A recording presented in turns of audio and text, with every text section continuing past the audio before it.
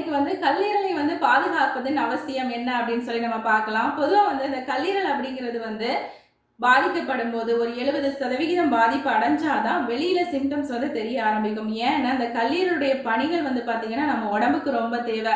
செரிமானத்துக்கு, கழிவு நீக்கத்துக்கு, body temperature maintain பண்றதுக்கான என்சைம்ஸை உற்பத்தி பண்ணக்கூடிய வேலையை இந்த லிவர் செய்யுது. ஸோ அதனால கல்லீரலை ஆரோக்கியமா வச்சுக்கிறது நம்மளுடைய கடமையாவே இருக்கு அப்படின்னு சொல்லலாம். ஆரோக்கியமுள்ள உணவு எடுத்துக்கும் போது என்ன ஆகுன்னா கல்லீரல்ல நச்சுநீர் அந்த வடிகட்டக்கூடிய அந்த செயல்பாட்டை ஊக்குவிக்குது. ஸோ அதனால பழங்கள், காய்கறிகள், கீரைகள், முழு தானியங்கள் இதெல்லாம் அதிகமா எடுத்துக்கொள்ளலாம்.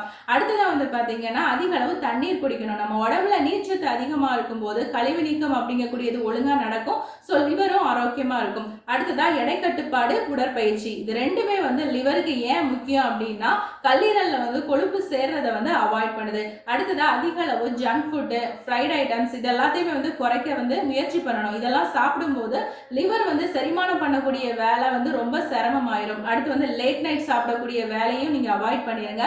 அடுத்ததான் உடம்பு சரியில்லை, ஏதாவது உங்களுக்கு தொந்தரவு இருக்குன்னா நீங்களே ஒரு மருந்து சாப்பிடுறது இது கண்டிப்பா அவாய்ட் பண்ணணும். ஒரு சில பேர் பாத்தீங்கன்னா பெயினுக்காக நிறைய மெடிசன் சாப்பிடுவாங்க.